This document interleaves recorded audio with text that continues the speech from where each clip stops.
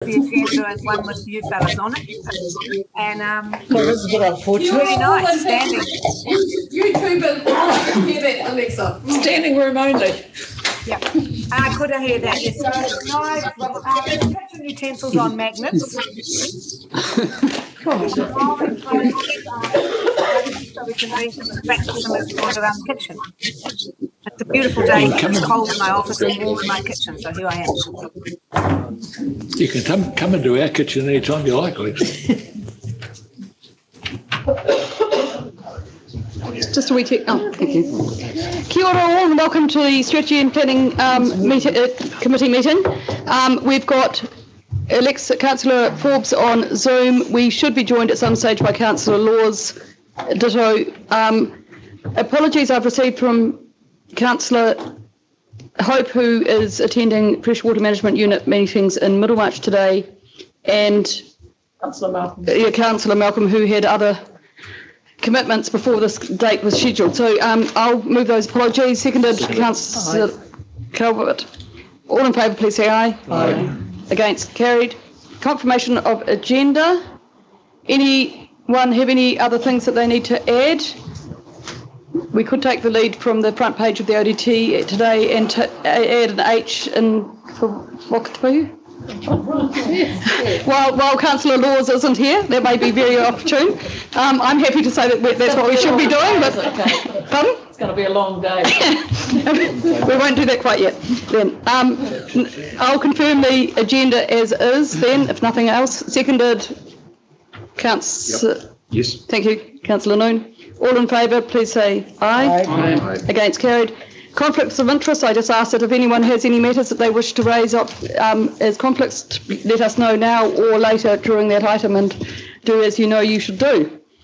We have no public forums today, so we'll start at number 5, presentations. Councillor Noon is going to speak to us on the Land and Water Regional Plan Governance Group. The floor is yours. Thanks very much, Madam Chair. I've just got 4 matters to raise. The first one, we were briefed about the incorporation of the current waste plan into the land and water plan that we're developing, and staff basically reported on a number of other local authorities that have done that, and in particular Environment Southland and also ECAN, and so that's got good working examples of where it's been achieved. That's the first thing. Second thing was around the legislative requirements for the land and water plan. The land and water regional plan as it's developed. The sorts of requirements that staff need to do as they work on this plan to consider the higher level documents, i.e. the treaty, iwi management plans. Numerous acts of Parliament and strategies. So it's a massive piece of work. So just really wanted to highlight that. Staff are starting to work their way through those requirements, sort of higher level documents that need to be considered as part of the development of the land and water plan. And third matter was at our last MRG, we were briefed by Andrew Newman about the Manuhira reference group, or the process where they've got to, and just currently a little bit of a delay, and this is to do with the calibration of the hydrology model. There's a bit of a hold up there. So running behind slightly, but that's actually really, really critical to get that right, because as you can imagine, the whole hydrology aspect is pretty critical in terms of the eventually settling on water allocation and minimum flows. So the timing coming back to strategy and planning is likely to be a little bit later, potentially March, April, or there or thereabouts. That's the third thing. And the fourth matter was that at that same meeting we were briefed by the Ministry for the Environment about the exemplar catchment project in the Manuhira, or the Manuhira exemplar catchment project is a better way to describe it. And clearly MFE really want to get the ball rolling, and obviously the first step is to set up that governance group. And just so you know, that discussion particularly from the governance group back to MFE, was very much around, there's a fair bit going on in this catchment already.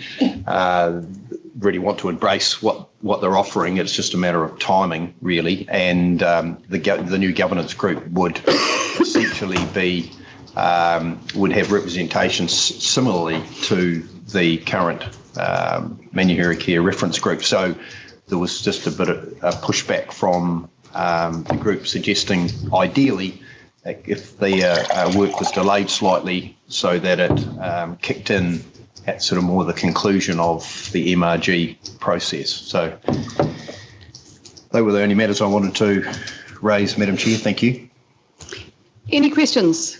Councillor Robinson, or yours is another statement? Well, Maybe. just to do with the last bit, it's kind of important that with MFE, they were looking to do an integrated catchment management plan for the Manuhiri Care, and I guess that was the question about how that would line up with us also doing an FMU process with the community at the same time.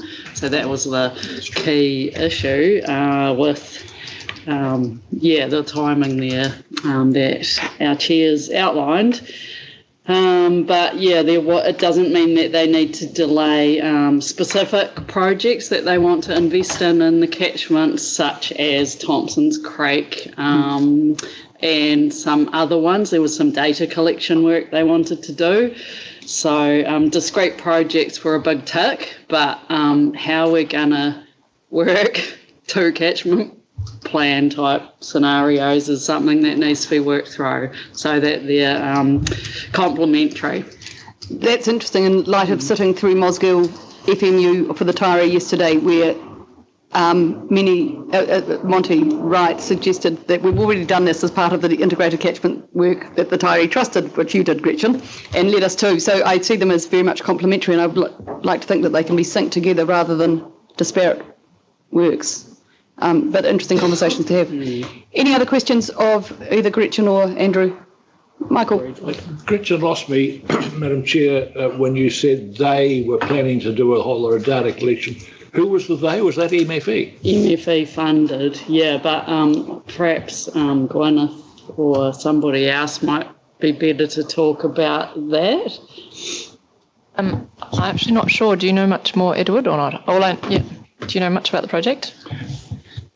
Yeah, my understanding is they're going to do some genomic sort of study, right. DNA study, and establish what sort of native fishery was there and perhaps what it looks like. So I think that likewise can probably continue. If I just might add, we're of the same view that there's a lot going on. And we'd like to see these work streams integrated in a smooth running fashion so that we're not tripping over each other. Yeah, appreciate that. Any other questions? I like the fact that you passed the ball there for the answering the questions. Team effort. Yeah. Let's go. No other questions on that. Do we just note that, or just I'll move that we note that presentation. Seconded. Thank you, Edward. All in favour, please say aye. Aye. Against? Carried. Thank you. Confirmation of minutes. We've got minutes of the 9th of September. Strategy and planning. Moved. Thank you, Marion. Seconded. Andrew. Any discussion or questions? All in favour, please say aye. Aye. Against? Carried. Thank you. Outstanding actions from resolutions of the committee. One that's already come up and mentioned already today. Yes. Action register, the Thompson's Creek. Who's going to... Is that you, Gwyneth? So we've commenced work on this. As I was chatting to Kate and Gretchen in preparation for this meeting, a couple of things have occurred in the last couple of months, which might make it sensible to merge this into some other work. And they are both the announcement of the exemplar project in Manuhiri Care, and that governance group that Gretchen was talking about will be set up to identify an integrated catchment plan, but also projects that will result from that. And so while we can do a list of our own. It's probably best directed through that governance group once it's set up. The other thing that's occurring, you'll remember the MPS freshwater was gathered on the 5th, and as an organisation we've been digesting it, including the requirement for action plans. Because action plans are much broader than water quality, as this report was on, we will need to work out as an organisation how we, it's pretty clear how you identify the need for an action plan under the MPSFM, but then how you develop up that action plan and how you implement that action plan is a very similar action to the action on here, except far more broader, because it's not just about water quality, it's about every attribute that's been listed under the MPSM. It could be biodiversity, it could be recreational swimming, it could be a whole lot of things. So and the time frame for developing that, so it's developing it and prioritising it and then implementing it. So the timeframes for that, in terms of the action plans and how we as an organisation are going to we're looking to use this summer's recreational swimming results as a pilot to do it over the next few months. Thank you. Any questions on that? Thank you. I think, can we note that update? You don't have to resolve it. Thank you. There is a resolution that we do something here, so I'm just going to check. The resolution was we do something. We're putting that doing off, but that's all understandable and there's no conflict with that motion. I hope you're all clear and happy with that. Great, thank you. It's just, yeah. Thank you. On to paper 8.1, ORC's science approach for the Land and Water Regional Plan. Thanks, Gwyneth. Liam. This is really quite Julie. hard. I had to read this 10 times. I'm glad I wasn't the only one who... It's full. It's dense. Is it ever bloody dense? Which I think... It was very good, darling, but the glass of wine didn't help. I'm hoping it wasn't at 9 o'clock in the morning when I was reading mine. No. Anyway, Gwyneth, do you want to talk us through this, or Liam? Yeah. Jason. Yep, sorry. So basically, if you keep it really brief, the paper provides a framework to deliver information for the water plan in a staged 3-year time frame, a staged approach across the 3-year time frame. The basic idea is that we start quite quickly because we've got to stage this, right? So we've got to be moving through. So we get a broad backboard of information everywhere in Otago quite quickly. If possible, we'll then improve upon that in areas where it's needed or required due to either community values or uncertainty. And then there's also these catchments where we have really high levels of competing values where we know that we need to get down to the nitty-gritty as quick as we can. But getting down to the nitty-gritty in those sorts of catchments takes time. So the idea here is that we use all 3 years in these catchments to do the best job we can. And that's sort of the gist of it, to be honest. Okay, questions? Marion.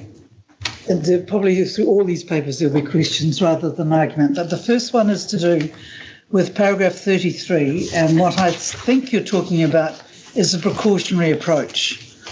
You've said where detailed models are required and unavailable, setting precautionary limits. And I translated that to precautionary approach. Yep. Are there shades of precaution? Sorry. Is that what is meant in paragraph 13?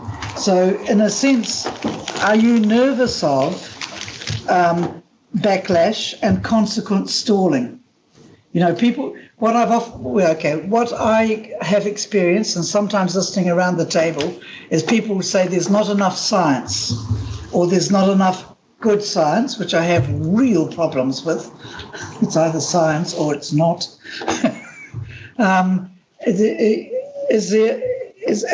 therefore, can we wait until we, can we slow the whole process down? I guess the point of the paper is that we've come up with an approach that's robust and defendable. Yep. Our knowledge of the region will continue to grow.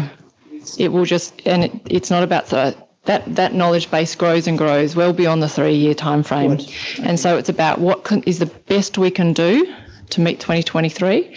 And then I'm sure the policy guys will tell you they have in their minds already, in terms of understanding it in the long-term plan. We've been thinking out 10 years.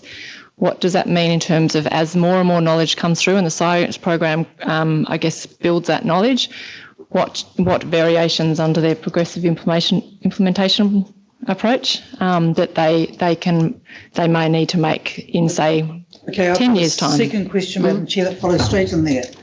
Even with potential data gaps, which you're saying we probably will have, would this not establish a basis for development? Do you see where we are? Not totally accurate initially, well, not totally complete initially, all right, but can be adjusted. Now, if there are, what risks are there for farmers if that's where you're going? In other words, we set the rules, then we get more information. Do we adjust the rules? Is that what I'm hearing you saying? And there are risks in that for people in terms of decisions they make. Yeah, so I think I might take it in 2 hits, if that's all right. Yep. So the first one was around the information and the knowledge. There may be areas where we don't have as much detailed information, thereby we were relying more on a modelled approach, which, as I can't remember which paragraph you referred to there, was a precautionary. So you're more likely to get the precautionary approach. What that means in terms of, I guess, risk in terms of decision making, I think it's, again, the same paragraph pretty much articulates that, saying... limits can be revised through future plan changes. That's right. Yeah. So as we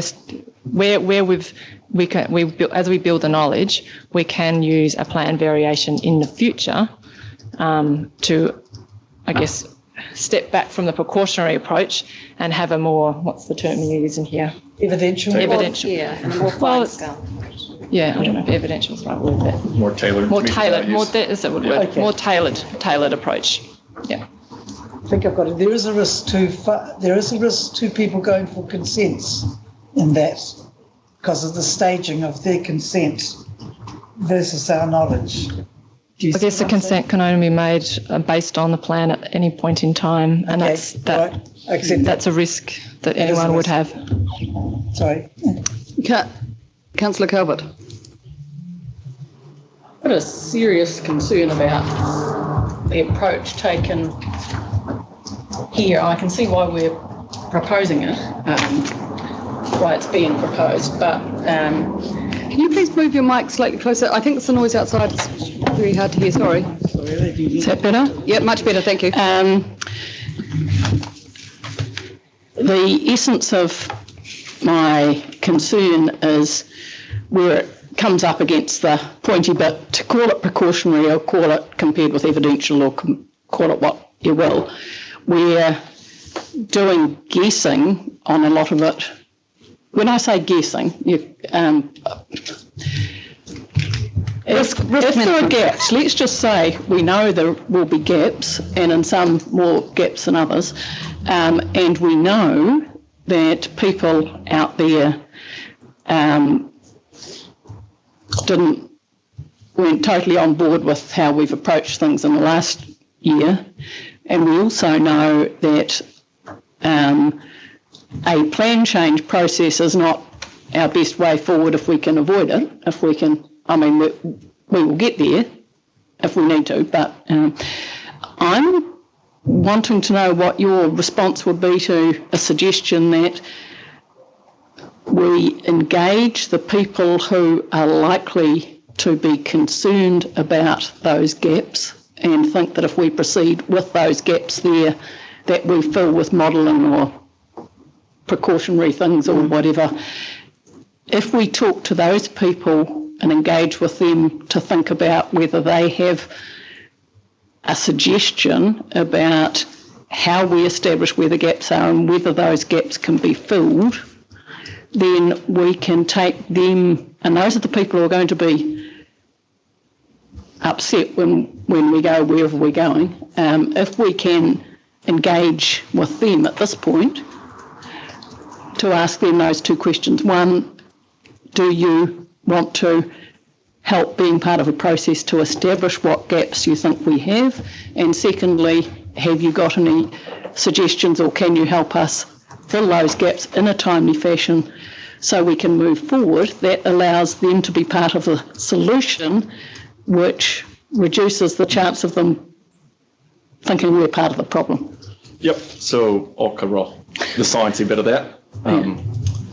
If there's other models or data that we don't hold, we would love to have it. So if anybody in the community has a model for their catchment, or they've got flow set on their creek, or they've got a rainfall gauge, we'd love to have it, and then we can use it to help fill the gaps, absolutely. Having them as part of the planning process is more of a planning type question. Yep. So I might just refer back to, I can't remember if it was a 27th of May. 27th of May paper. Is that the one on the Council paper. Council paper. And in that paper, we set out a very high level process that we would follow. And the very first step in that process was build knowledge. And that is exactly what that's about. That is building up the information and data and talking to various stakeholders and people to build on the knowledge that we already have so we can do that gap analysis. Yeah. So would we be open to the possibility of engaging some of those people to help us fill any gaps if we haven't got time, or How do you mean engaging? whatever? I'm not sure I understand what you mean by engaging. I mean the possibility of paying them to go and do something, or to have them as part of a group that tries to understand the gaps so as they could suggest to us ways that they could be filled, and that might be using people outside our organisation to fill those gaps. Or Would that be consultants? Can I'll just say two things? Yeah. So I guess where we get, once after we have an understanding of the lay of the land in each catchment and we have the data and information, then obviously where there's gaps, we would look to how we might fill those gaps, and it might be an in-house solution, it might be a partnership arrangement. I don't think we've determined, because we don't know what the gaps are, what the best way to fill those gaps are at that. But the second thing I'll say is also we also have, I guess, someone on board is now tasked, and one of the major tasks they have to do is around stakeholder engagement. And so our, I guess, principle behind this is that, and that's right from the start, right from build knowledge, where we're going out and getting out information, is that we want to be bespoke to a particular catchment when we do that. So some catchments might be different to others. And I guess it's again about just making sure the connections are being made between ORC and these people that you're referring to. I'm not sure exactly who you're referring to, but these people are made so that we can establish that engagement and make it bespoke to the area. So we'd expect to be hearing back from you what other people had fed in as to what they consider the gaps are and things as well? Or? Well, I think I'm just trying to understand what you mean by engagement, because I think there's the engagement that Gwyneth has talked about.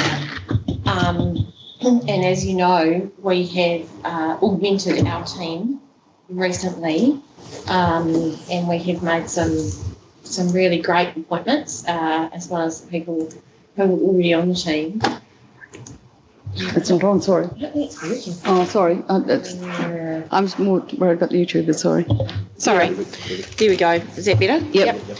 So I guess what I'm asking is, you made a suggestion, Councillor Calvert, about paying people, and I'm trying to understand who those people might be, but also I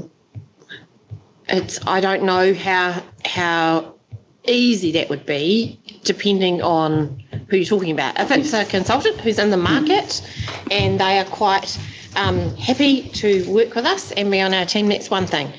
If it's somebody in the community that has a particular set of knowledge but also is representing someone, then that's a conflict. Yes, sorry. Where I was going was, I'm guessing that if there's a potential, if we go down this path, and it's sort of alerted, there's an alert there suggesting that the community, that there is a risk that community won't be happy about some of the things. What I was thinking is if we can predict at the other end what people who are unhappy with our processes and where we're getting to and what we don't know, what we're basing decisions on that we don't know, if we can predict what they're going to be unhappy about, why don't we listen to them early on and avoid the unhappiness for later? And if the unhappiness comes from us basing things on information that has gaps in it, and they've got a suggestion of how the gaps can be filled, then let's get them on board earlier. So I wasn't suggesting that we pay people to come and have chats with us and things. What I was suggesting is... I think what you're suggesting and what Gwyneth has said are the same. So that sounds like we're on the same page. It doesn't necessarily mean, to my mind, that it fundamentally changes the approach, because that's all part of the approach. Oh, Julie, did you want to say something then, or has it been covered? Just from a science perspective, we're engaging the top scientists in New Zealand to help come up with this approach, so that we can have the best information in the time frame. So that's really important to know as well. And a number of us are on different advisory groups throughout the country as well, and at a national level, we're trying to get ideas from a national perspective of how other regional councils are coping with some of the challenges.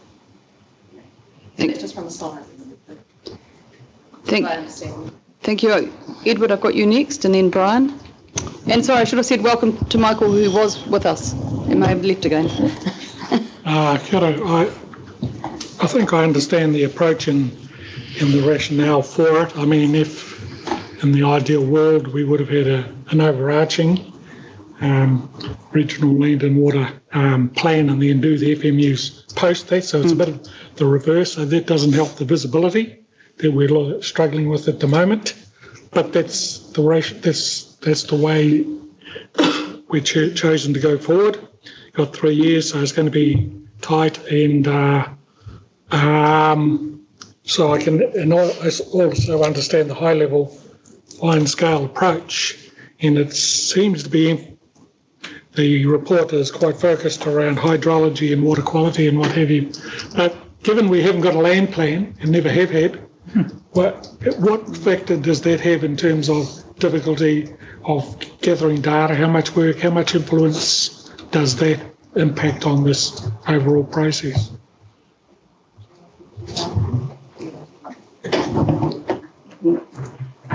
You may have to use Hillary's. You're getting there.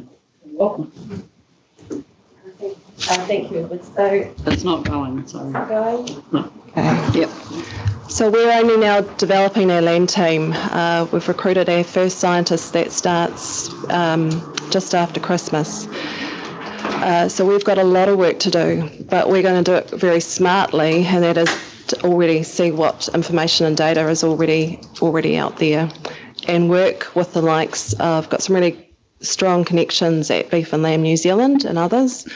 So we will be doing a really important relationship exercise to get as much information as we can for the region. Okay. Thank you. Brian, Councillor Scott. I've got two questions, but can I just follow up Edward's comment in terms of visibility? I didn't quite understand what you're saying there through the chair about your visibility concerns, Edward. I think if the overarching land and water plan was done, and that would set the scene and quite a lot of data, then you go through and do your FMU plan changes, and you focus then into those individual FMUs, and that gives you a much better approach and FMU by FMU. Yeah. So we're doing it in reverse. That's all I'm saying, and it will create these visibility issues. We're almost doing it at the same time. Gwyneth, I think Can I just comments on that? I think so. This regional modelling that we talk about in this paper is due to be finished early to mid next year, and on top of that, I think we've talked at the governance group around having our first draft, am I allowed to call it that, Tom, of a regional plan that we would iteratively then amend as we go through the FMUs by, I don't know, June, mid next year or end of next year? Stage, depending on the difficulty, we're not tackling all the FMUs at the same time. Yeah, no, the regional plan, the overarching regional plan document. Model. Review of the regional plan should be completed by the end of the first quarter of next year. Okay. So that would give us kind of a good idea as to, A framework. Yeah. And then the other bit is about the land aspect of it, where at the moment we're kind of scoping that in terms of how far we can go or should go as well. There's some evident, there's some bits that are evident, like for example, we want to manage land use where there is an impact on water quality.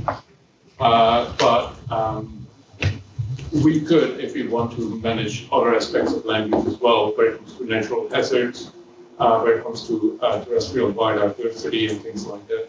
So we're scoping that at the moment, and that will provide an input if we Okay. Does that help, Edward? So, thank you. My two questions. The first one is a basic question. I apologise. But just in terms of the information, we keep talking about data. Just so I've got it clear in my head. It's water quality, quantity, habitat, aquatic life, human contact, threatened species, mahina kai. Is that what you're getting data on?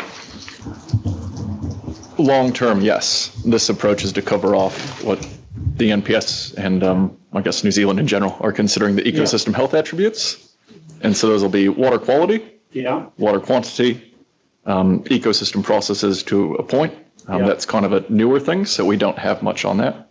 Aquatic species being MCI, periphyton, and fish IBI. There's habitat as well.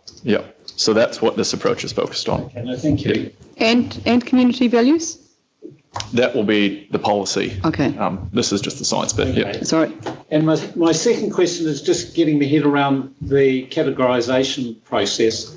So you've identified categories 1 to 4, and I can see similarities, with their airsheds possibly. Airsheds 1 to 4. Tell me I'm wrong, but that's a question. And I'm thinking, how did you get category 4 where the main focus actually is? Where I think that's Tairi FMU, North Otago FMU, and parts of the Cluth and Matai. Is that our worst airshed or category? Is that where the focus actually is? You use other words, but that's my question.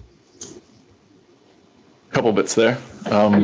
If it aligns with the airshed, that's sort of coincidence. Yep. Well, I hope it's not, because they're both sort of, I'm hoping you're going to learn from the strengths and weaknesses. The approach in terms of categorising it is probably the same, but it's got nothing to do with air emissions. Cool. We could call it ABCD if you wanted to, rather than 1, 2, 3, 4. I'm hoping you'll actually learn from the issues with airsheds and how we sort of managed it, and we've had some strengths and we've had some weaknesses, so I'm hoping that point isn't lost. But just going back to category 4, is that where our worst water issues are? Is that why you've picked it? Not necessarily. So of course South Otago has water quality issues and it's considered under category 3. And within each of those categories there are streams or sections of rivers that could easily be moved to a different category. Why they're in those categories is that category 4 has competing values between agriculture, natural character, fish values, and so it sort of spans the spectrum of everything that it could have in terms of a value. And when you get into that, there's a lot of things that you're trying to evaluate the effects of your proposal on. So those got put in there because they've got a lot of competing values, and they tend to have both water quantity and water quality as competing values as well. Okay. Okay. Thank you. Yep. Thank you. Anyone else? I've got a couple of questions if no one else has. The first one is, if we take category 4, that's going to be more manu-here-care-ish in developing the model. It's going to be more bespoke, what you talked about before. And so taking Hillary's question earlier, that will involve, or the opportunities there, manu-here-care has worked with consultants on around I think the strength of that system is it's got everyone agreeing at steps along the way to the fundamental model. Is that how you would see that rolling out in the Category 4 as it's developed further than the regional model? Are you talking about the hydrology modelling, or are you talking about MRG? In terms of working with MRG, developing their model. So as you develop from the regional model through to the bespoke model for the Tairi, for example, will you be working with people to ensure that the consultants, and that they agree to each step so that it's got that robustness that gets us to a much better space at the end? Or are we just going to, is NIWA and people going to develop it and talk to the people at the end and say, this is what we've got for you? So MRG was set up to advise ORC, and that's how we use them. We use them as an advisory group, and we take them, I guess, in detail through the process and all the technical work. Technical work around that. MRG is in a stakeholder group. They don't do the hydrology model. No. They do have a reference. We have a technical reference group as well. As I mentioned before in answer to Hillary's question, we're looking at each FMU different as a FMU in its own right, and trying to set up engagement approaches that are bespoke to those FMUs, because they're not all the same and they're not all the same communities. So at this point in time, we don't. David's only started last week, so we just need to take a little bit of time, and he's out there with the FMU visions, getting to know everyone, to just sit down and work out what the engagement process is. That doesn't mean that we're not already engaging. I know Tom was out on the Tairi a few weeks ago, so we're already talking. So that's in terms of an engagement model. When it comes to the hydrology modelling, I think this as well. That's that is a model that we would be developing ourselves. We might use engaged consultants to do it and the like. But as Jason said before, if there's someone's aware of a hydrology model for a particular FMU, we would like to know about it. Okay. The only other question, and this follows on somewhat with what Marion was saying, is just understanding somewhere like, I think it's the Dunstan Rohi, but I may have it wrong. Does that include the Lindis? So that's at Category 3. I don't think it's one that's going to get a bespoke model. They've done a whole lot of work in that area about the Lindis. Are you going to reinvent the wheel and go through that whole process again, or can those people within who have gone through a fairly long and tortuous process have some comfort in what is there now?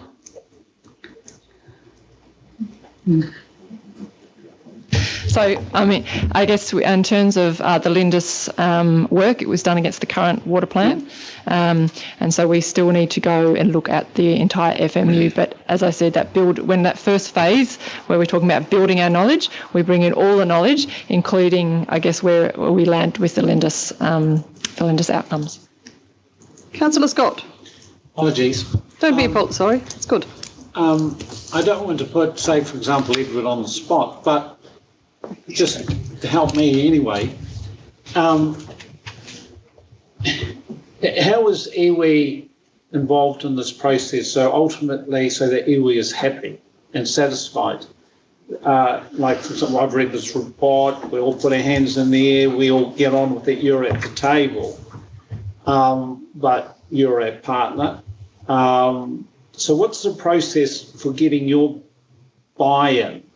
Has there already been a process I'm not aware of? I mean, what actually is it? So we're moving forward together. You've already voiced some surprise in terms of visibility. So what is that process? Starting with the last point first, wasn't an expression of surprise. It's just the approach is slightly not conforming with the normal way forward, and that's because of the time pressure. So I understand that. We understand that. In terms of engagement, we have this, plus we have the LWRP governance group. So we're being informed as this work is being done firsthand. We have our Ōkaha ORC's relationship working there.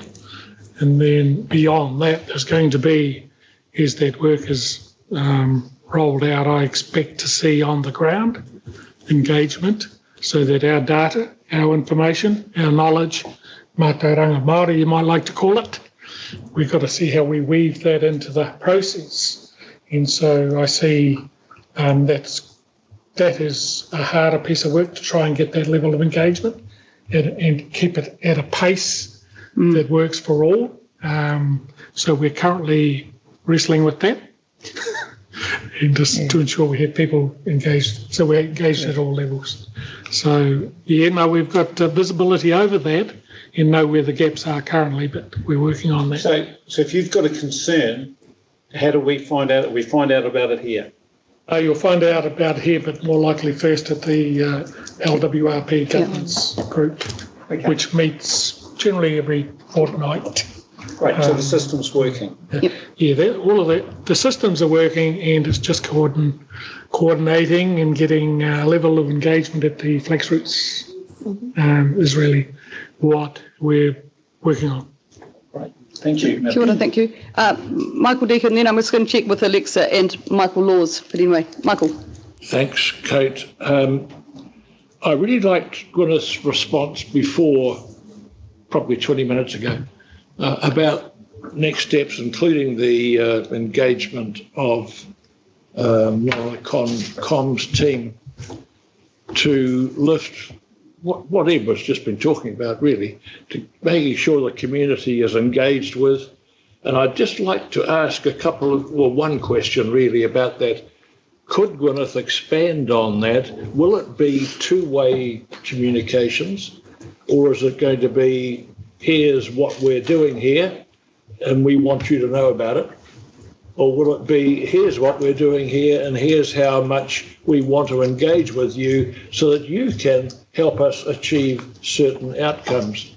I'm really enthusiastic about seeing the catchment community engaged in the process. Thank you. And I'd just like to have an assurance that comms approach is about that and not just about telling them stuff. Thank you. Gwyneth. So I guess your mic isn't working, sorry. Like I said, the first point is it should be two-way the whole way along the process. And I'll just maybe outline that, again, that paper from the 27th of May, that block process, and just maybe highlight how that might go. So the first one we called building knowledge. And I guess we've already started the conversations in some FMUs where we know they're quite complicated. That is working with there might be catchment groups, there might be stakeholders, there might be consultants, the community, can I use that broad term, in terms of building our knowledge of the FMU, of the Freshwater Management Unit. In terms of the next step in that paper, talked about, I think we called it community values. So we call it community values. That's the piece where we go and have the conversation about that with the community around their aspirations. Now, I think the team's probably going to have to think about, we're doing that right now if you think about it, with the visions work. We probably just need to work out if we need to augment that in any way. And that's the visions piece. The next step is analysis. So that is where we then start applying all that information in the modelling, we do. It's where we probably bring in some of the, we would have hopefully brought in information and data with iwi at the start, but also then how we apply, I guess, that cultural knowledge, the economic, the social studies, all of that happens in that phase. Then we go and feed that, what we spit out of that, we go and talk and feed back to the community. That feedback to the community phase is where we're just about at. We've already talked to you about Arrow Kadrona, what we would take back to the community, and we come back to you probably now very early in the new year around Manahira Kia as well. That's what I guess comes at that feedback to community phase. Again, it's feedback, so we're seeking feedback from the community at that stage. And the final step in the broad process is obviously then to translate that into a plan, or to, I guess, identify it as something that needs a non-regulatory solution that we might then work either ourselves or work with others to deliver. I hope that helps answer your question. Thank you. You had two questions, I think. Well, I wasn't going to have, but in fact, Gwyneth's just raised a key question now is the word gaps. if we have gaps in our science, if we don't have a flow meter, a rainfall gauge or whatever in a particular location we would like one, will this community engagement lead us to finding out whether the community can fill that gap for us? So we would be looking to try and, so it's a gap in information or data. I guess the sciences then is how you apply and analyse that. We'll be trying to get as much of that data and information in that first phase and talking with people. I'm sure if we came across information further down the process, we might be able to build it in, but our approach should be to try and get as much of that information in that very first phase of the process. The community might be able to help us do that, and I guess that's the call out we've been saying a couple of times already this meeting. We will use our own connections, but if you have connections as well, then we are interested in hearing. Thank you, Gwyneth. I think you will solve many a farmers' wives' problems by suggesting they buy telemetered brain gauges for their husbands for Christmas and giving you the data. That would solve many of our problems. Alexa, have you got any questions? Not so much. I would like to say something. Is this time? Not quite. We're still on questions, and if you when the motion gets put, is it okay? No, the one question I will put now then is to ask, Gwyneth, do you have a bespoke way of engaging with Tauranga Māori?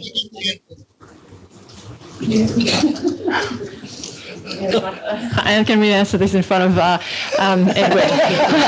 Apologies, I didn't quite want to put it like that as a question, but there it is. I'm gonna just reflect with my group was just spent Thursday and Friday last week on the marae with Edward and Gail, and one of the things I guess we were talking about is how we in terms of collecting information and data and that cultural knowledge side of the things, and it has to be bespoke because it's local knowledge, and so it has to be bespoke by nature. In terms of how we as an organisation go about it, in terms of applying it to our decision making, that's, as Edward alluded to, something we're working on and something that we've flagged as a broader organisational piece after we've looked at our revised strategic direction as a project for the first year of the LTP. So in our draft budgets for the LTP, we're setting aside a project just to do that, to build a framework for how we, I guess, embed Tauranga Māori into our decision making at ORC. Thanks for that. I might argue, or maybe Edward will, that it's not just local knowledge, it's wider than that. But I'm glad to hear that you are working on that and looking at a way to include.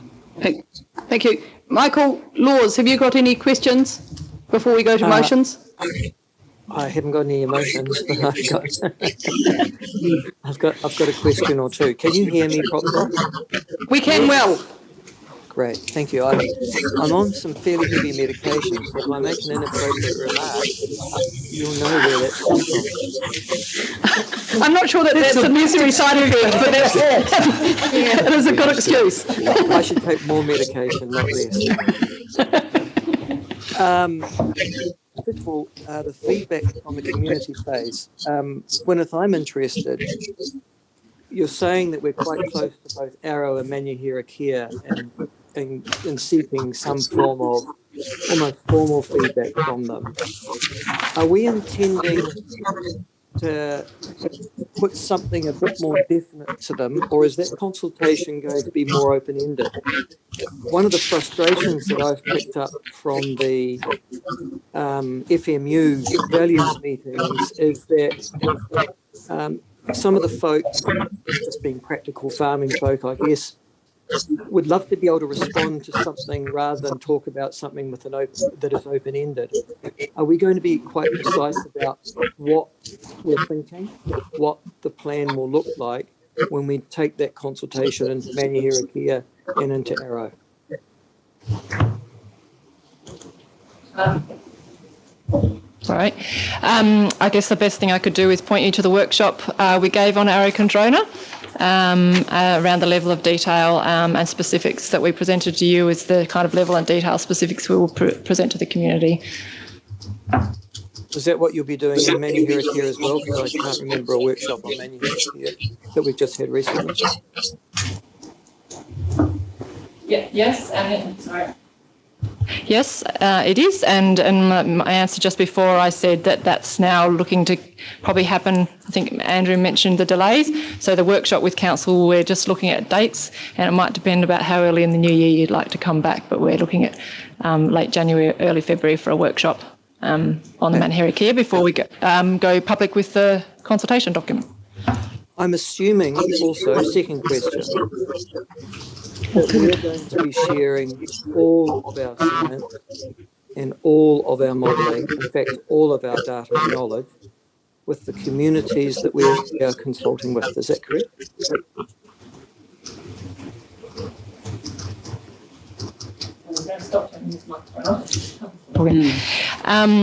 Yes, we're a public organisation. That information's available. Can I just get some clarification with that? Can I? There is some information that some people may supply to you to get a better model, but don't want it shared. And I'm thinking Wāhi Kāpuna insights, or there may be personal data. Fair enough. If it's a confidentiality agreement, or there's some sort of reason why we don't share it, we don't share it. But in principle, we do share the information and the data. Okay, and finally, the last one is when I just want to clarify the process. We go through this process, we get the draft plan out. Is it December 2023 or November 2023 we're aiming to have the draft out? That's the plan. Notification December 2023. You want to have a plan. That's the whole plan, yeah. Yeah, that's correct. Yeah, okay. And then where does it go after that? Does it go to the Freshwater Commissioner, or does it go to the Environment Court if there is going to be a appeal? Well, I'm not going to predict where it goes after it's notified at this point in time, if that's all right. Obviously, you guys have got a discussion with around the new fast passage process tomorrow. So we haven't made any decisions on that? No.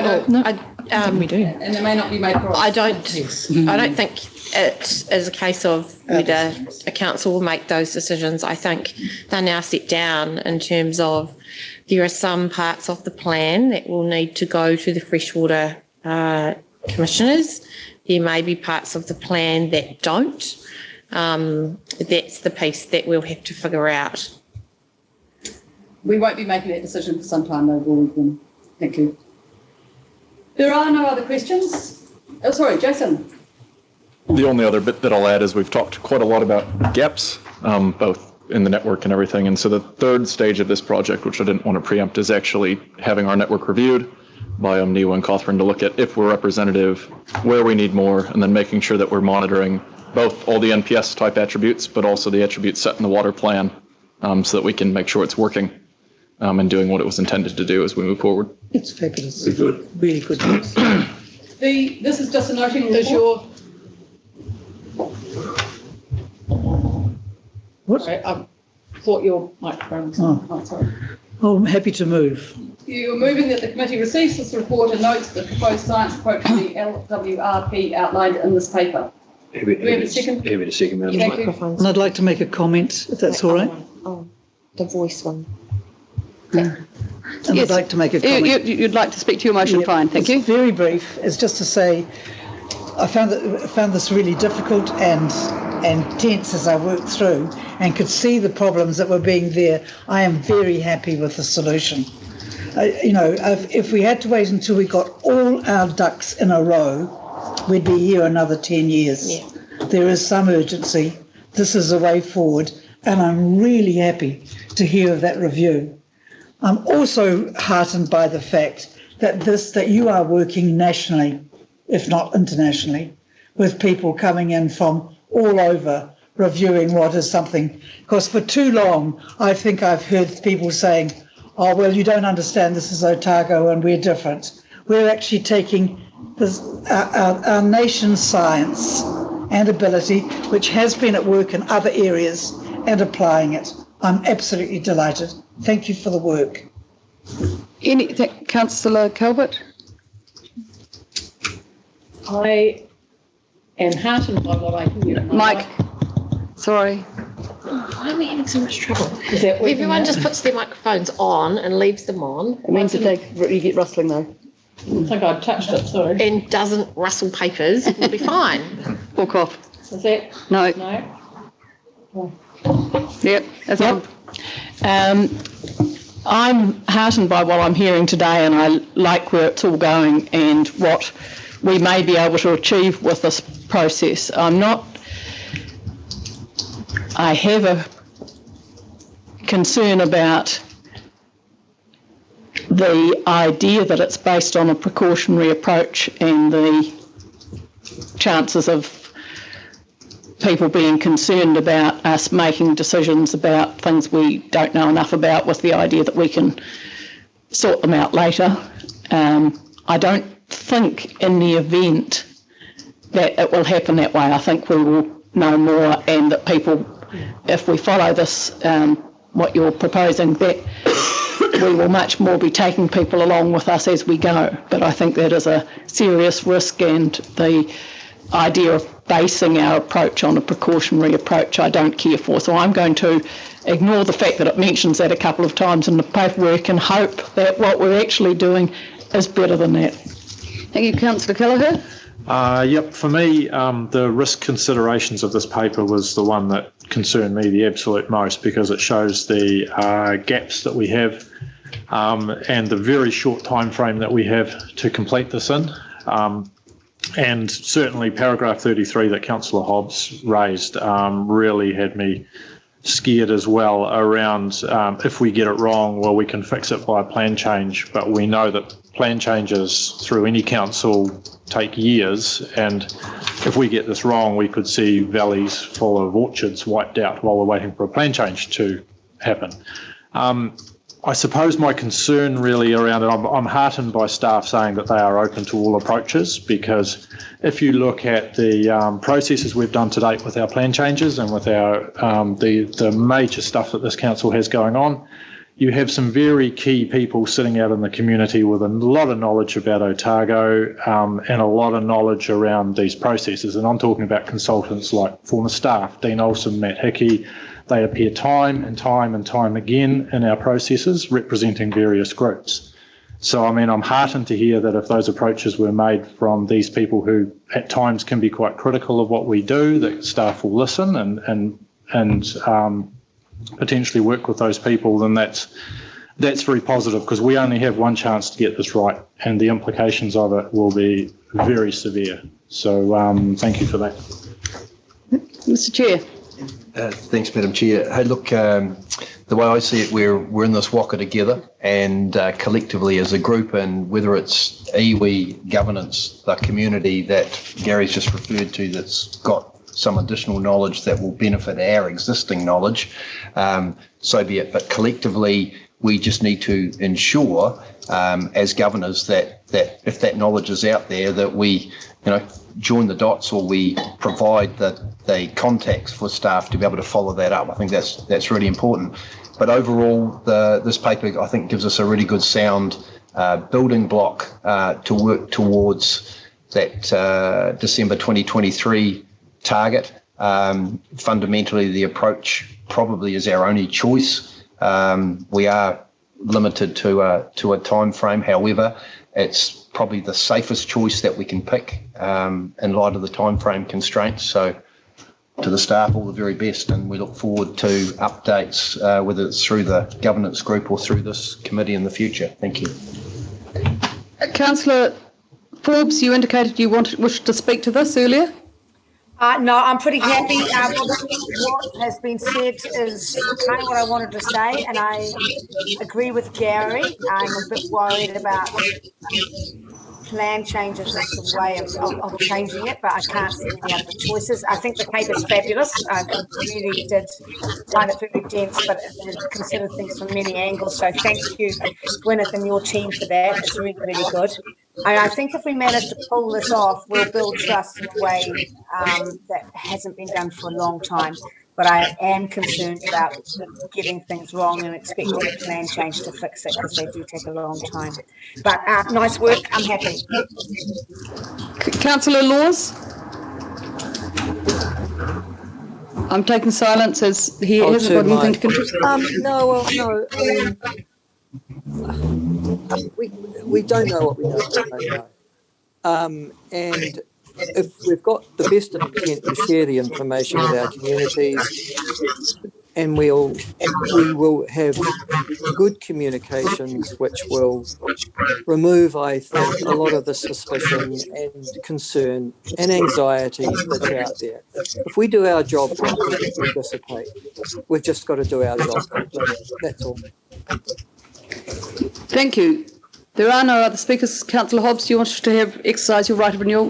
Reply, all good. I always want to be renewed. Renewed, never reply. Sorry. Yeah. All those in favour, please say aye. Aye. Against? Carried. Thank you. Unanimously. Overall implications of essential freshwater reforms. Just the two of you? Apologies, Anita can't be here. Just very, very briefly, I think we brought to you in September, or I can't remember that, sorry, a paper around the implementation plan for the freshwater package of reforms that was pushed through. As a part of the attachment to that was a last-minute attachment, which Richard attached in terms of resourcing requirements for consents. Our intention in that plan, in that paper, was to do a sort of scan across the organisation in terms of any implications for this financial year of that package coming through. I guess this is the scan minus the consents piece that came to you as an attachment to the original implementation plan. Questions? Yep, just one. Very simple. Mm-hmm. Go for it. So by accepting this, we are accepting that we may go into deficit this year before a revised LTP comes into plan. This is to get going as soon as possible. Is that what I read? Over budget. It says options that are either commence giving effect to essential freshwater package as soon as possible. Okay? Thank you. I'm happy if that is so. And the recommendation is that option. Yep. Thank you. Councillor Colbert? Yeah, I presume that the fact that they're described as options because that's how we do it doesn't mean that it isn't actually an option because we're obliged to go ahead and do it, aren't we? We are obliged. So, I think we've committed to this in other forms. The option is to do what we have to, or to do what we have to. Hey, do you wish to move along that line? I'd like to move those 1, 2, 3 and 4. 1, 2, 3 and 4. Thank you. Seconded? Yeah. Can I just note that says the council, but I think, can we do that at the council or the committee? It should say the committee. Sorry, yeah, thank you. I don't want to get above myself chairing the council. So the committee. Seconded. Sorry, who was? Thank you, Councillor Hobbs. Do you speak to your motion now? No. Anyone else wish to speak to that, or is it all just common sense? Councillor Forbes, an apology from Councillor Laws. He's got an engagement in the Environment Court and has had to depart early.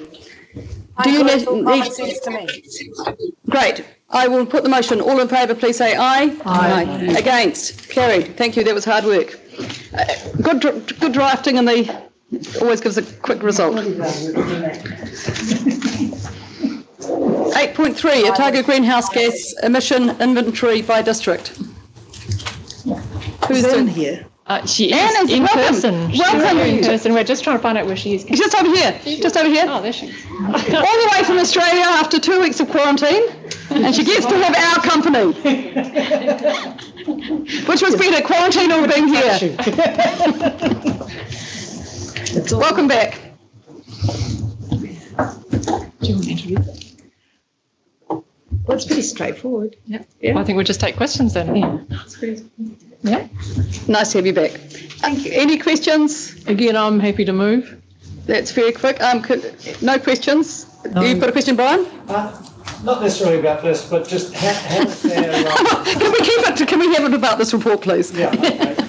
How's their internal emissions assessment going? It's not referred to here. You'll see something at the next council meeting. Okay, thank you. Thank you. One question, Madam Chair. Yes. I had to think of one, sorry, but the time frame, April 2021, that's definitely doable? Yep. Wonderful. Absolutely, yeah. Thank you. Councillor Forbes? Locked in. Apologies, I want to talk once the motion's put. Okay, I've taken the motion from Councillor Calvert. Any seconder? Yeah, I'll second. Thank you, Councillor Decker. Do you wish to speak to your motion, Councillor Calvert? No, thank you. Okay, well, the floor is yours, Alexa. Thank you. I just thinking about how you choose this, basically the way you go forward and how you find the scopes for emissions and calculation standards. I've been on the Queenstown Climate Reference Group for a while, and the Queenstown report done by Tonkin and Taylor was quite heavily criticised by the experts on that group. They are Dr. Jim Salinger, and the other person is Carly Green. And Jim's a past climate IPCC author, and Carly's current. But they found quite a lot of errors in the TNT emissions report. They weren't using the latest data on livestock to estimate emissions. And I just kind of feel that we've got to be really careful here and realise that whatever way we choose and whatever is produced will be subject to fairly good criticism from experts. So I want it to be really robust. That's all I wanted to say. Thank you, but you're supportive of the motion? I'm supportive of the motion. Supportive of the motion. And Lynn, I don't know if you've got anything to add. Lynn's also on that climate reference group. I did put it out to the group to consider, but only yesterday, and no one's come back. Lynn, welcome. Oh, hello. No. Yes, it's on now. No? I just wanted to support Alexa there. Yeah, but I had that on. Oh, never mind. I'm here now.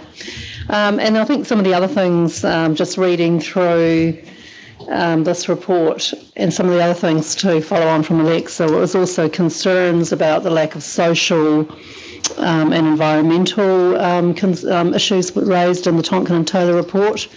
So it was very much an economic-based one, which is fair enough, I suppose, if that's your main focus. But Queenstown Lakes District Council are also doing spatial planning and other areas which are heavily involved with ensuring the social, economic and cultural aspects are also taken into account. So I think we still have to be fairly robust and ensure that we have a good social grounding as well, particularly social impacts of climate change. And the other thing too was it was also heavily weighed towards business as usual. So if we do all these things, we'll still be able to conduct the same kinds of transport, the same kinds of industry, etc., etc. So, and that was one of the criticisms from Jim Salinger. I said that was spoken about at length. So, I agree with the motion that we need to start doing something. But as with Alexa, I've sort of skimmed through a number of things around the global protocol. I have to read the title out, Community Scale Emissions Inventory. And I think we do still need to think heavily about the social impacts, cultural impacts and the environmental impacts, and not just place economic at the top of everything. Kia ora. Kia ora. Well, that was a wonderful segue for our morning of doing long-term plan, where everything was economic and financial rather than the four well-beings. It's a really big challenge for us as we go forward. Anne. This is really just the baseline. All of those discussions about social, economic, environmental really are the next stage once we have some scope, the basic information to work with. I do take your point. I mean, the methodology that's being used is pretty standard, so I think that the criticisms that are being lodged are probably, but can be directed at any of the studies because they're all using the same methodology. Very happy to look further into that and discuss that with our consultants in terms of making sure that what we come up with is as rigorous as we have the time and data to produce. Through the chair, can I just reply to that? Oh, thanks, Anne. I think one of the key issues with the Tonkin and Taylor too was it was too national focused, not taking into account the regional differences within the Queenstown area. So hopefully we'll get a more regional focused one. Yeah. Yeah, that's the same in terms of the risk assessment that we had done at the regional level. When it comes to the governance and social, it was really based on the national. It wasn't based on the regional focus, and that's actually also a next step that needs to happen. I've just had pointed out to me the point of order. I think I'm taking it as we may be getting into some detail of naming businesses that are still going through a process, and we probably shouldn't be doing that. To invalidate.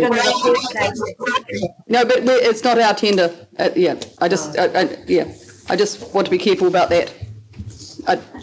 Sorry, I don't understand that. It's not ORC tender. It's going through a process where they're going to be selected in our comments. Sorry, it's a concern I just raised then because I wasn't clear from what I read whether we'd actually selected a consultant yet. We have actually, but it's still under negotiation. And it's just that we're in a public meeting and we're discussing some failings of one of the consultants that was in the process. Understand what you're saying. Yeah, so I noted, and I would hope that those comments were not taken into account inappropriately in that process. Thank you. Decision's already made. Okay, thank you. Thank you. We've got a motion. No other questions. No other discussion. Councillor Calvert, do you wish to exercise your right of reply? No, thank you. Thank you. I will now put the motion. All in favour, please say aye. Aye. Against? Aye. Carried. Thank you. Next item is, thank you very much, Anne. 8.4, avenues for investment in COVID-19 recovery. This is just you, is it? Is Mariana Sarah? No, I don't think so. Thank you, Gwyneth. It's just me. Happy to take the report as read. Thank you, Chair. Happy to answer any questions. Any questions? Starting with questions. Some of us are on the COVID committee and hopefully have slightly elevated understanding of this. It is a complex area. Councillor Hobbs. So it's on the decision tree, okay? And on the decision tree, and I'm just trying to understand my own notes. I said, if the contract is given to existing comp, I presume, don't know what that means. It's my own writing I'm reading. Oh, yours, I was thinking. Yeah. Would it be dependent on additional workers being... contractor, is it? Yeah, contractor. Yeah. Would it be... Yeah, here we go. So if I give a contract out to remove possums, okay, and we're taking in here that under the first principles matches to an available workforce, it doesn't actually say increasing workforce. Yes, and that's but it does say creates. Number two? Oh, creates near-term jobs. Okay. Yeah. Therefore, would it be dependent on additional workers being employed? Yes. Okay, because one of the problems I have is that there are a number of contractors in these variety of areas. Yes. And when I talk with them or engage with them, they say it's actually quite hard. You know, they have excuses about bringing on new people, and it is hard. I mean, as people are finding out. So it's really important to recognise that the whole reason why this money is available is because it's a twofold thing. So it's as much about jobs as it is about results for the environment. Yeah. Can I ask a question, if there are no others? And in the discussion, and I've gone all over the place looking at how this works while we've had these discussions about COVID, and it's the one that the chair brought up with a nursery owner, is saying about how the quickness they could upscale and cheaply to provide riparian plantings, for example. Now that's something that isn't as onerous as cutting down wilding trees and is consistent and could be a long-term position. We know we need to do riparian planting that fits with the NPS and everything else. And the question I had, when you look at that decision tree or in the report, whether it's the ORC applying for it or what, would you ever see a opportunity once the catchment groups have developed slightly more of just saying we're going to underwrite $1 million trees or $1 million worth of trees next year and working with some of those nurseries out in the areas to make sure they're hardened off to those areas as a low level, very quick job that will create jobs out there? So my understanding is that there are already proposals out there at the moment, and one of those one of the plans that I was familiar with was some proposal by iwi to have nurseries in the various Papatipu Runanga areas. Right. Okay. But also, I'm not quite sure quite how that suggestion, it's not that I'm disagreeing with it, I'm just not quite sure how that fits here, because what it has to be is a proposal that already has co-funding that we've talked about in the body of the document. So eco-sourced native plant nurseries. Yeah, so what I would envisage is that if that was the case, you would have an approach from somebody to do that, and then you would put it through the decision tree and consider it, rather than us just deciding sort of cold that that's what we were going to do. Because I guess what this paper is trying to address, and one of the key things that I pointed out here, is that in my role on the governance group for the Regional Alliance for Kaimahi for Nature, is that already we have applicants coming through who are assigning a sum to their bids. That's right, for I saw us. that. Yeah. Yep. Yes. Which is without asking? Yes. Yes, without asking. Yes. Yep. That's So, really cheeky. So, well, yes, yes. But I guess what I'm saying to you is that suggests to me that at some point there may be a formal request or whatever the case may be. I mean, I'm being very clear in the role that I'm playing, that I'm saying, look, there might be an amount there. It's not been passed council. There is no such amount that's been awarded. Yeah. But hence why the whole driver for this is that others are making the applications for funding, not that we are as a council looking to do anything in addition, if you know what I mean. And it was just one paragraph in here that I just wanted to check that, and that's fine. It was the motion 3, approves the proposed decision tree to evaluate funding applications or proposals made to or by ORC. Yes. And so that's why I asked it. And the reason why it's got by is because you'll be familiar with the Freshwater Improvement Fund bids that we've made, and we're a part of that, but it's a partnership. It's not ORC by itself. Yeah, and that's fine. I wasn't thinking ours would be anything else. I put Councillor covered then. Sorry, Brian first. Sorry, Brian then. Yeah, it's mainly, it's a question to the CE, not a question to the councillors at the same time. But thank you to our CE for doing what was requested, because in terms of any co-funding, it's provided some direction. And I suspect, the question our committee chair has raised, we would look at these principles and we would measure them and come to our own conclusion. So we actually had a good and equitable process. The fundamental question I've got to councillors and to the CE is, okay, the CE has done their task, but the rubber's just about to meet the road from a financial perspective. This council needs to decide at some point, are they in this space or not? And, through our LTP process, the reality is we're going to be under financial pressure. And that's on the basis of zero allocation in terms of the space, in terms of what's actually here. And in terms of the LTP process, so my question to councillors is, at some point, we need to identify a sum, is it zero or does it have certain numbers on it? So that can be put into the LTP process for our general manager to process and ultimately to go to consultation. So is that a question? That's a question to Sarah. Yeah, that is the question, but just as a little bit of background to it, So where the working group's at is it said, well, maybe we can bring LTP projects forward. Maybe there's the regional alliance that, as CE referred to, maybe there's stuff that falls through the cracks that we could support. Maybe there's community ideas, as Kate had, gave one idea. Maybe these are situations we could co-fund.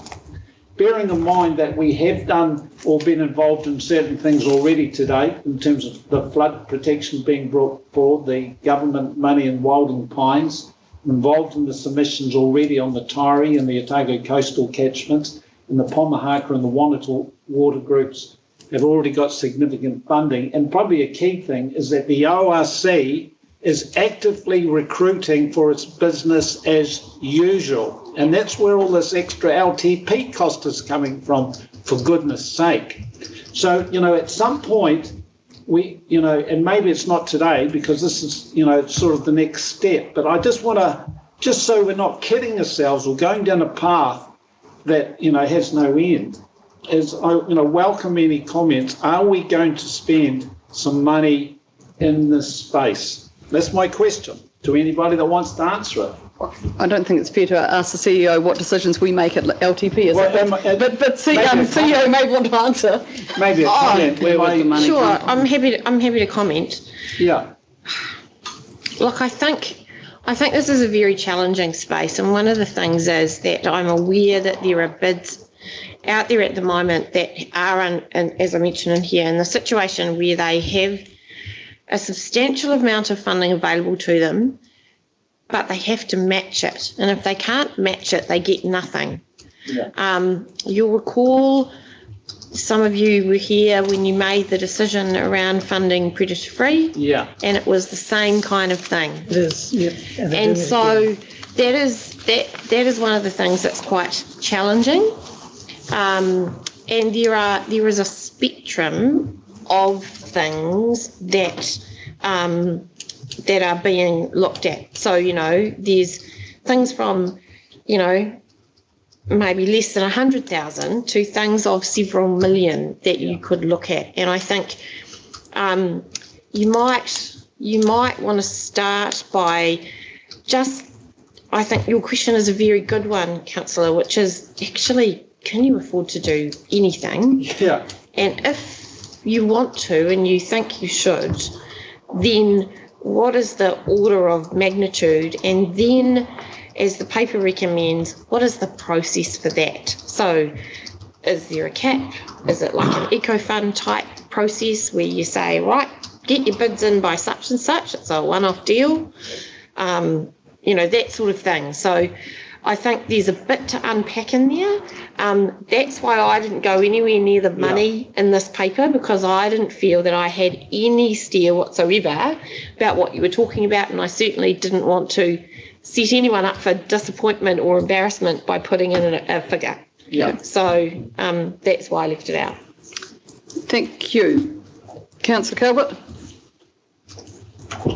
Two things on sort of two different levels. A small thing is, I noticed last night at the Visions meeting I went to that there was some appetite there for saying that the catchment group should include Dunedin coastal areas if they were so inclined, and the Waititi people were talking about it last night, but they were also talking about Lindsay Creek, another. Northeast Valley. So I take it that by catchment group, we could be meaning anybody who puts their hand up and says, hey, we're interested in whatever. Yep. The second question is, how does funding envelope for consideration in early 2021 fit in with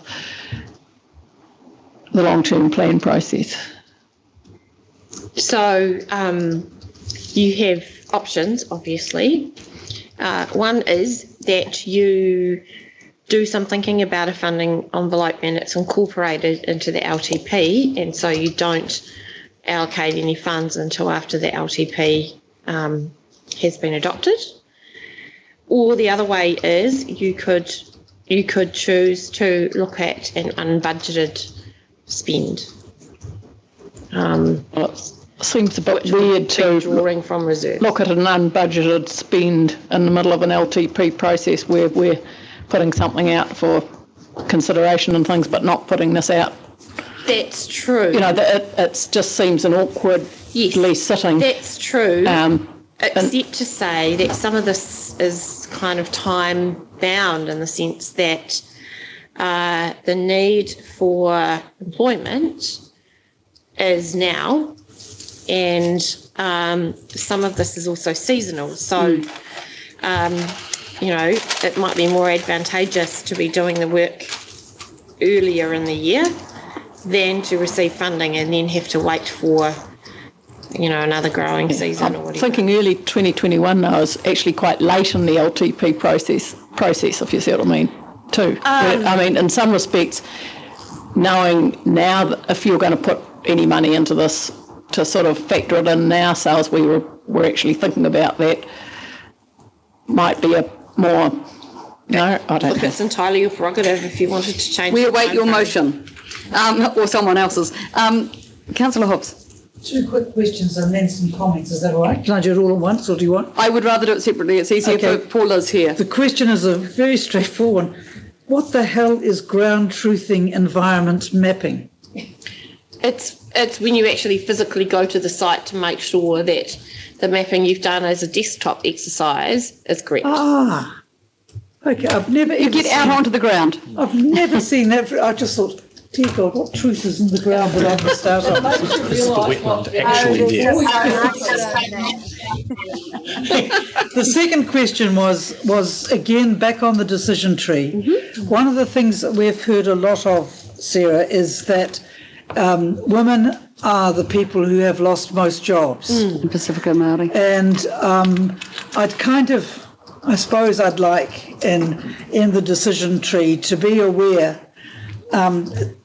both of trying to support those agencies which employ women, and also because I saw this whole proposal as being about changing where we're going. We've had a version of tourism. We might be changing our version of tourism.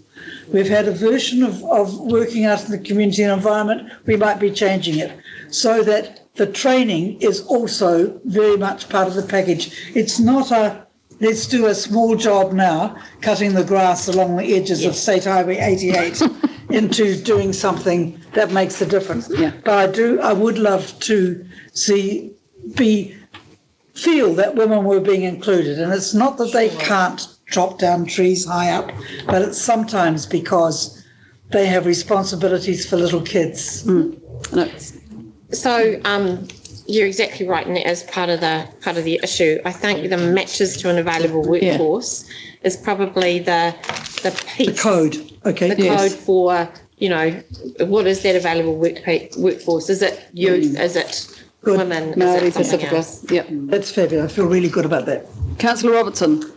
First of all, on that point, we in the COVID Jobs for Nature working group had a presentation from MSD, so on the actual statistics in Otago for where are the labour gaps, and they specifically said that in Otago there was no evidence of a gender gap. We're different in terms of the types of jobs that are. Yeah, and the significant issue really is Dunedin going forward. When you say gaps, do you mean the people who've lost gender their job? imbalance is not necessarily. The people who've lost their job are different from the gaps because. Okay, sorry, I'm talking about people who've lost their jobs. That's what they said, and showed us the statistics, and actually Dunedin going forward is a big issue, and that they were projecting biggest impact in about March next year. That's my scare. Anyway, that's beside the point. I've got 2 questions. First one is, should we be referring this to the Finance Committee so that we can actually talk about, it's lovely to have a strategy to assess, and I think that's great, but unless we've got some sort of policy on how on earth we're going to pay for it. And I hear what Councillor Calvert's saying, that actually going through the LTP process may or may not happen as well. Maybe we need to think about it sooner and give some guidance. So that's a question. And the other question is recommendation 5 agrees to limit ORC support to providing co-funding alongside Crown and other parties. But just wondering if that was actually what is intended, because let's say we wanted to support with in-kind, that's different from co-funding, or is it? Yes. And also if we just wanted to support with non-monetary support, like we want to write a letter of support, say, to a group, does it cover that as well?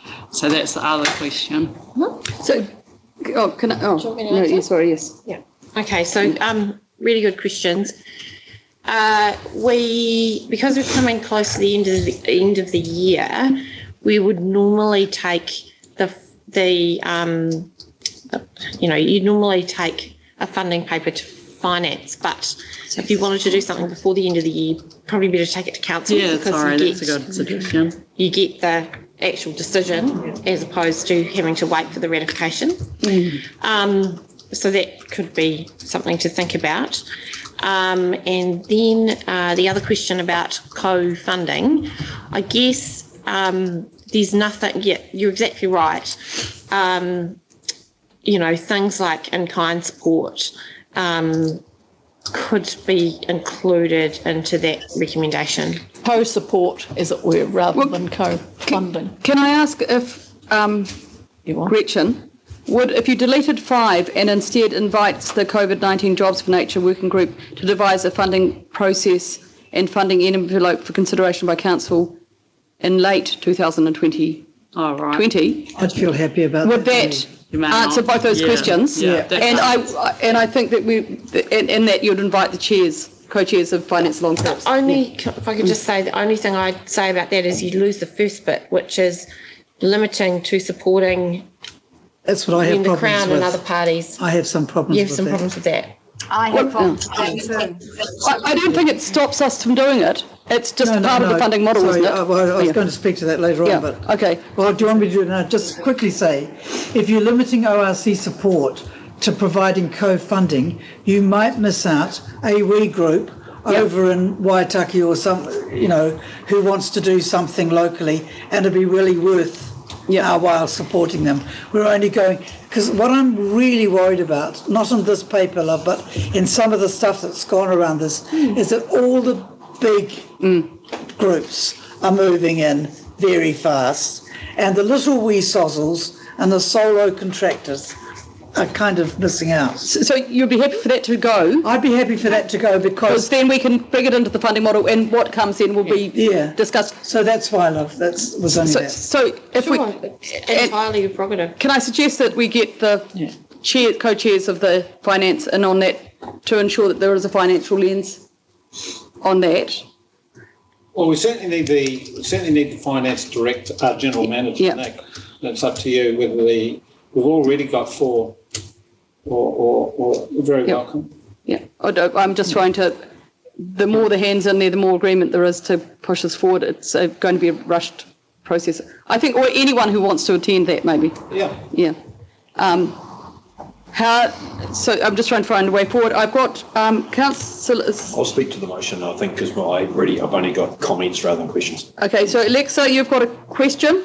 I had a question. It was the same as Gretchen's actually, but also about that co-funding. So you've fixed that, because I'm unhappy with co-funding in this scenario. I think we should be able to fund on our own. We need to. Are you happy to second that as amended? And Marion, you're happy with it? Thanks. Thank you. Then I've got Kelleher. Councillor. Comments as well. So. Your comments. Okay. So do you wish to speak to the motion? Your motion, Marion? No, I don't, dear. I'm very supportive of it. Thank you. Andrew? I just want to acknowledge and thank Sarah and Mariana for producing this paper, because it gives really good direction, and it's great that you haven't allowed the political not to influence the political decision around the funding. I want to go back to Brian's question. Are we in this space or not?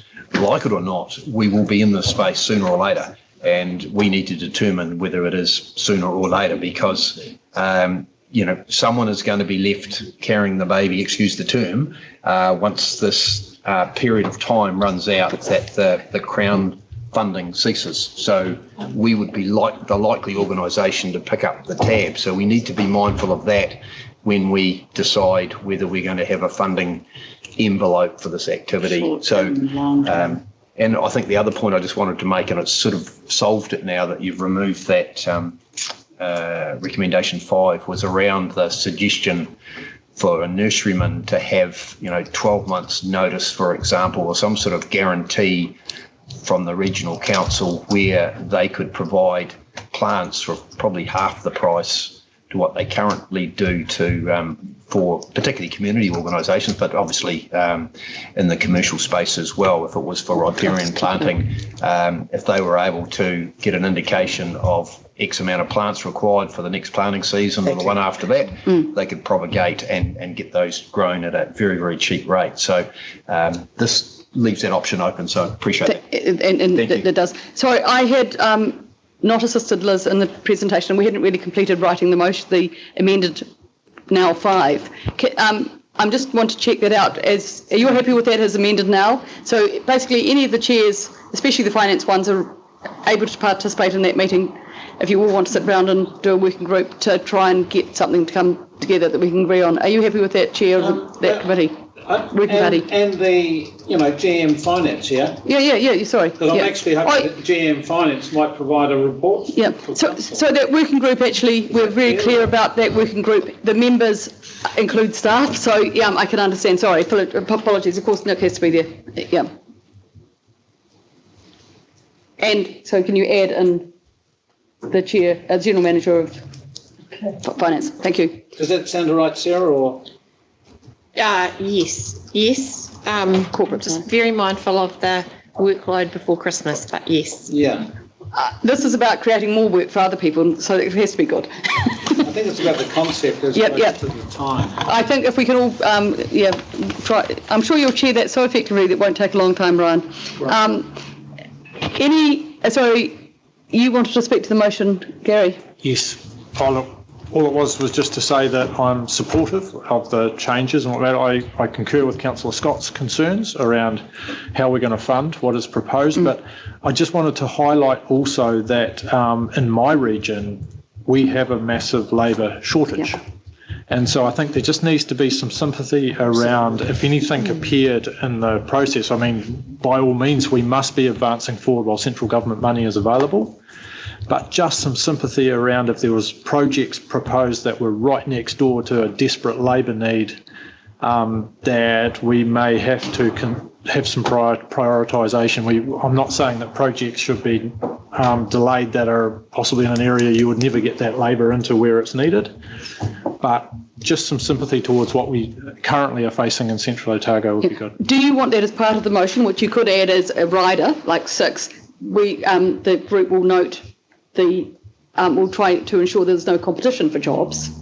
Yes, if other councillors were and the question is whether the mover and seconder would be happy with that. And it's just being realistic that there are some places where you don't want a whole lot of people being pulled in several directions. I don't know that the word ensure is useful in the middle of that. I think it might want to say taking note of the labour shortages in Central Otago in some areas. I'd be happy with that, but no further than that. That's fine. Because there are some other issues. Absolutely, and and that whole gender. Obvious key issue. Yeah. 6. Just add it on the bottom. Yeah. It just. That the committee taking note of labour. That the working party will take note of labour shortages in Central Otago. Yep. Thank you. Seasonal. Yeah, that's true. Yep. Yeah. Just low pay. And you're happy with that too, Gretchen? Yeah. Thank you. Any further debate? We'll take note. All in favour, please say aye. Aye. Against? Oh, sorry. Oh, yeah, it was aye. Sorry, Alexa, I thought I'd missed you. Sorry, that's against Liz? Yeah. Yep. And no one against. Thank you. That is passed. That is the end of this strategy and planning. Thank you very much for your involvement and participation. Thank you. Thank you. Thank you. You're going to work with me. Yeah. We're going to